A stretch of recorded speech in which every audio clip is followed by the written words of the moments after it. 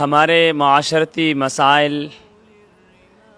ہمیں جنت میں جانے کا راستہ، آخرت کا راستہ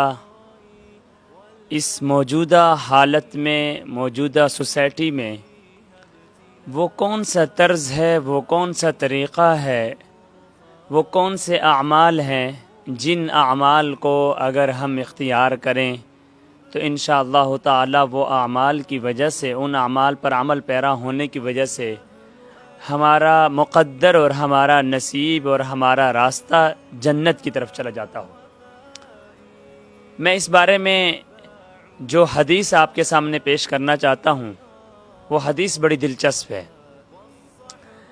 اور بڑی خوبصورت حدیث ہے۔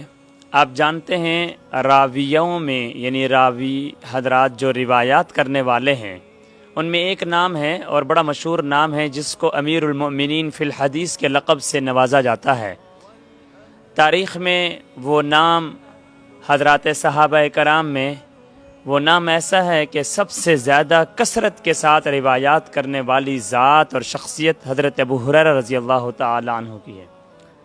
نقشہ کھینچتے ہیں حضرت ابو ہریرہ رضی اللہ تعالی عنہ، بڑا دلچسپ نقشہ کھینچتے ہیں، اور یہ جو حدیث میں بیان کر رہا ہوں بخاری کے اندر بھی موجود ہے اور مسلم کے اندر بھی موجود ہے اور مشکات میں نقل بھی کی گئی ہے۔ اور وہ حدیث یہ ہے کہ جاء اعرابی الی النبی صلی اللہ علیہ وسلم، ایک دیہاتی آتا ہے اور وہ بڑے دلچسپ انداز میں سوال کرتا ہے، یا رسول اللہ، جاء اعرابی الی النبی صلی اللہ علیہ وسلم،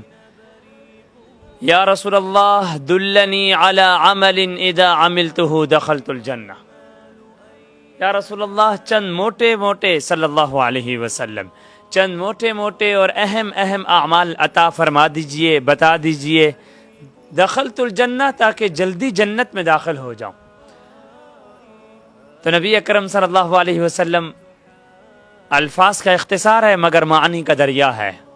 چند مختصر الفاظ کے اندر نبی اکرم صلی اللہ علیہ وسلم نے جنت میں جانے کا راستہ عطا فرما دیا ہے۔ بس ان مختصر الفاظ کو ہمیں سننا چاہیے اور اس پر عمل کرنا چاہیے۔ کیا فرمایا نبی اکرم صلی اللہ علیہ وسلم نے؟ انت عبد اللہ، اے وہ شخص کہ تو مجھ سے جنت میں جانے کا راستہ پوچھ رہا ہے تو تیرا راستہ یہ ہے، انت عبد اللہ، اللہ کی عبادت کر، ولا تشرک بہ شیئا، اللہ کے ساتھ کسی کو شریک مت ٹھہرا، وتقیم الصلاۃ، اور نماز ادا کر، وتؤتی الزکوٰۃ، اور زکوٰۃ ادا کر،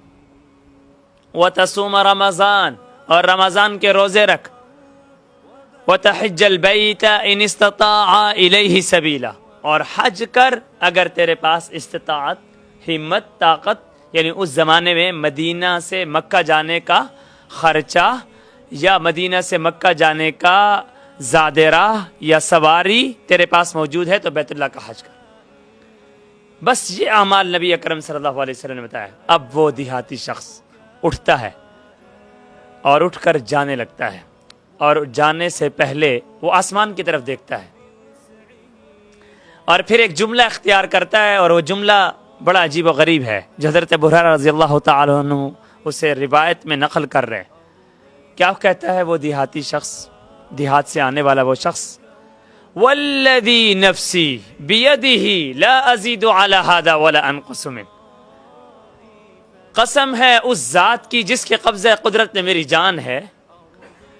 یا نبی، اے نبی اکرم صلی اللہ علیہ وسلم، یا رسول اللہ، آپ نے جو اعمال بتائے ہیں، لا ازید علی ھذا ولا انقص منہ، جو اعمال بتائے ہیں اس سے زیادہ بھی نہیں کروں گا اور اس سے کم بھی نہیں کروں گا، یعنی عبادت کروں گا اللہ کی، نماز پڑھوں گا اور اسی طریقے سے روزے رکھ لوں گا، زکوٰۃ اگر پیسہ آ جائے گا تو زکوٰۃ بھی دے دوں گا، اور حج بھی کر لوں گا، لا ازیدو، زیادہ نہیں کروں گا، ولا انقص من، کم بھی نہیں کروں گا، یعنی کوئی تہجد وغیرہ نہیں پڑھوں گا اور کوئی اور بڑے اعمال یا کوئی اور کام میں نہیں کروں گا، بس یہی کام کروں گا۔ فلما ولا، اور جب وہ پیٹھ پھیر کے جانے لگا تو نبی اکرم صلی اللہ علیہ وسلم نے ایک خوبصورت جواب ارشاد فرمایا، من سرہ ان ينظر الى رجل من اہل الجنہ فلینظر الى ھذا، جو شخص چاہتا ہے کہ میں اس دنیا میں جنتی کو دیکھ لوں تو اسے چاہیے وہ اس شخص کو دیکھ لے، یہ جنتی ہے۔ اب اس حدیث کا خلاصہ یہ ہے کہ جو شخص اس دنیا میں اپنے آپ کو جنتی بنانا چاہتا ہے، جو شخص چاہتا ہے کہ میں جنت میں چلا جاؤں، یہ حدیث پکار پکار کر ہمیں دعوت دے رہی ہے۔ حضرت ابو ہریرہ کا یہ نقشہ ہمیں پکار پکار کر دعوت دے رہا ہے۔ یہ 14 صدیاں گزرنے کے بعد آنے والے مسلمانوں، اس مادہ پرست دور میں، اس جدید تہذیب کے اندر، اس سوسائٹی اور اس معاشرے کے اندر، اگر تم چاہتے ہو کہ جنت میں جانا چاہتے ہو اور جنت کے اعمال پوچھنا چاہتے ہو، تو جنت کے اعمال پوچھنے کا اور جنت کے اعمال کا